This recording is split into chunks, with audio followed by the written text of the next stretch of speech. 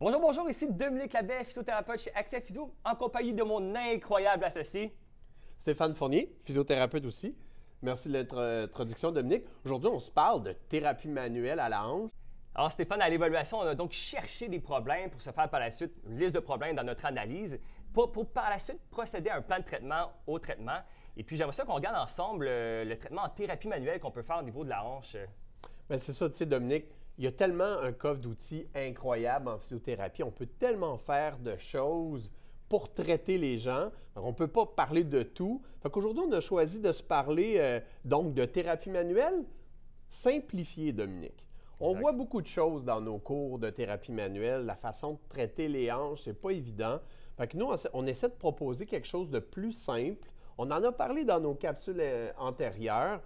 Fait que Dominique, c'est de mettre les gens en fin de mouvement, dans le respect de la douleur, 2-3 sur 10 en tout temps, et d'opérer nos glissements, d'effectuer nos glissements accessoires dans ces fins de mouvement-là qui sont à 2-3 sur 10 d'inconfort.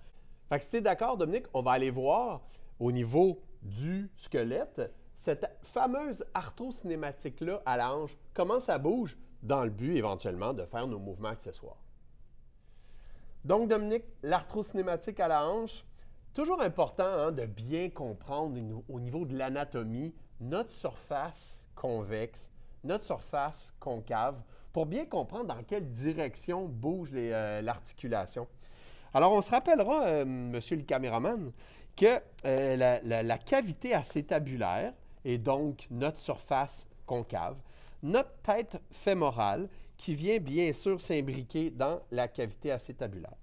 On comprend, on se rappelle, Dominique, lors de la flexion, c'est un pure spin, c'est une rotation parfaite, que lors de l'ABD, il y a un glissement inférieur qui se fait, lors de l'ADD, un glissement plus supérieur, lors de la rotation externe, un glissement antérieur, lors de la rotation interne, un glissement plus postérieur de la tête fémorale.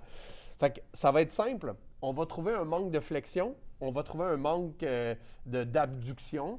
On va aller positionner les gens en fin de mouvement à 2-3 sur 10, effectuer nos fameux grades de thérapie manuelle.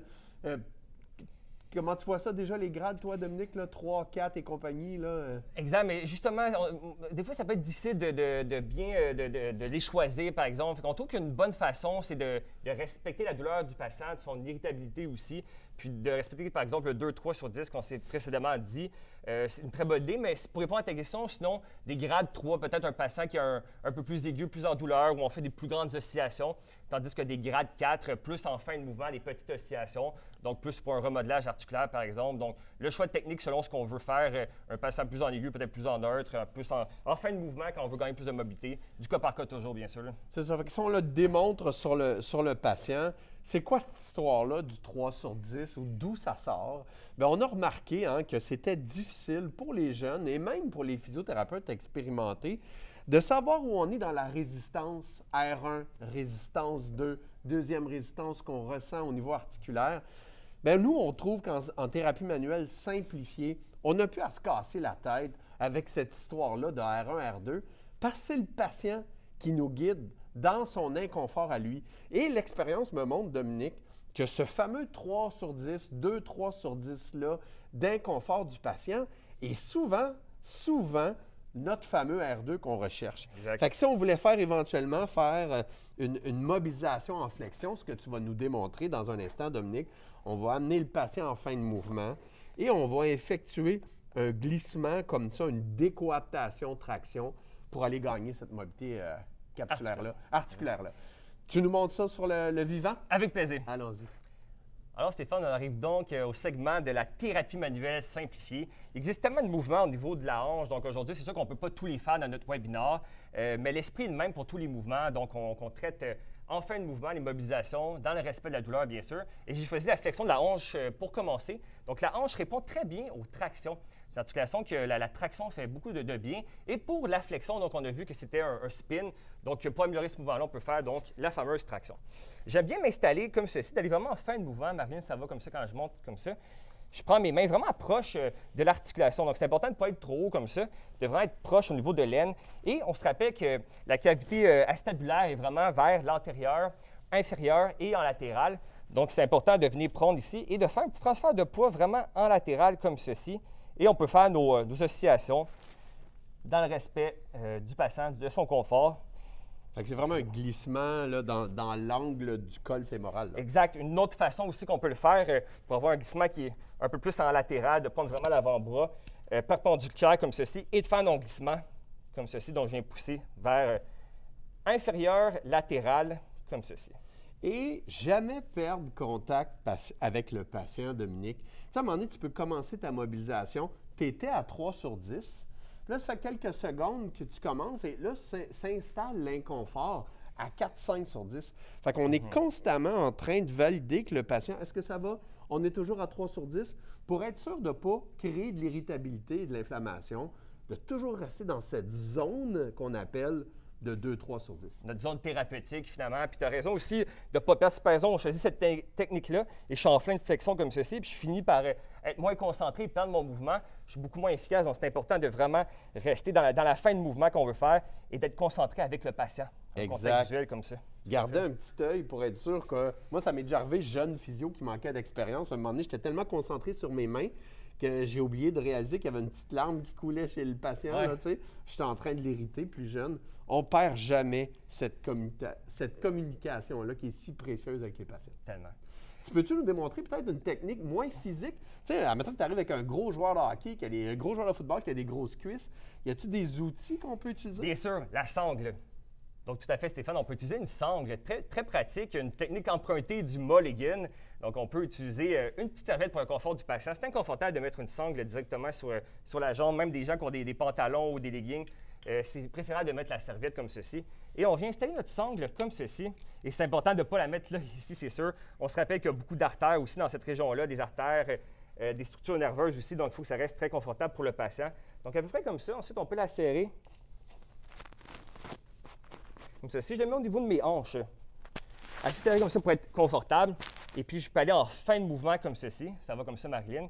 Et on peut venir stabiliser aussi ici, parce que si je fais ce mouvement-là comme ça, là, il y a beaucoup de structures qui bougent.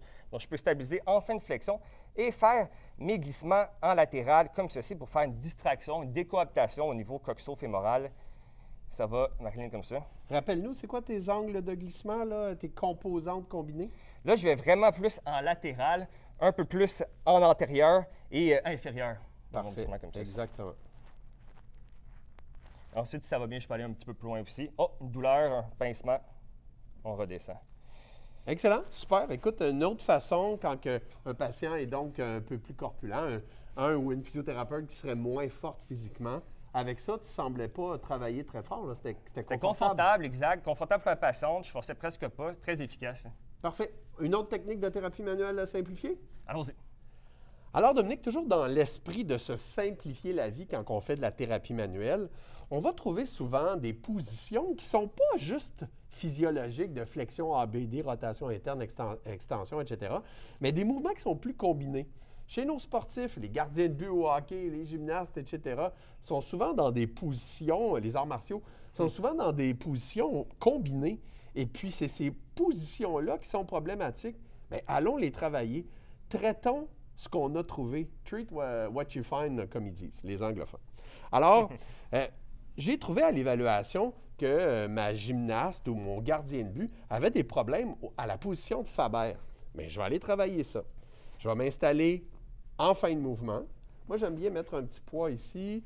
Patiente, tu vas juste stabiliser ta main ici pour être confortable. Toujours dans le respect du 3 sur 10. Alors, je m'en viens tranquillement.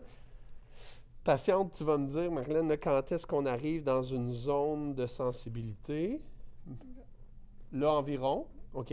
Alors, dans cette position-là, Dominique, je me rappelle que ma surface convexe de la tête fémorale fait un glissement, donc inverse au mouvement.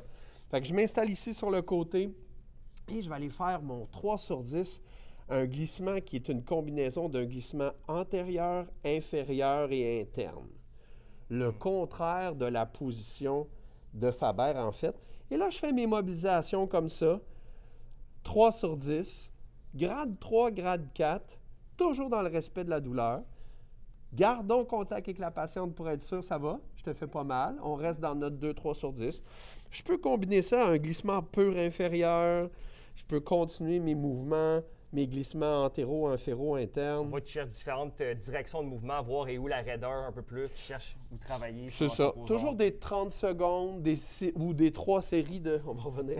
Ou des séries de 60 à 90 oscillations. Moi, je trouve que 30 secondes, c'est une bonne durée de mobilisation pour faire du remodelage articulaire. Donc, thérapie manuelle simplifiée, fin de mouvement, 3 sur 10, on mobilise en contact avec le patient.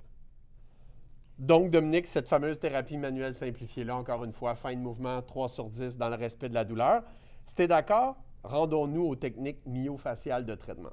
Allons-y.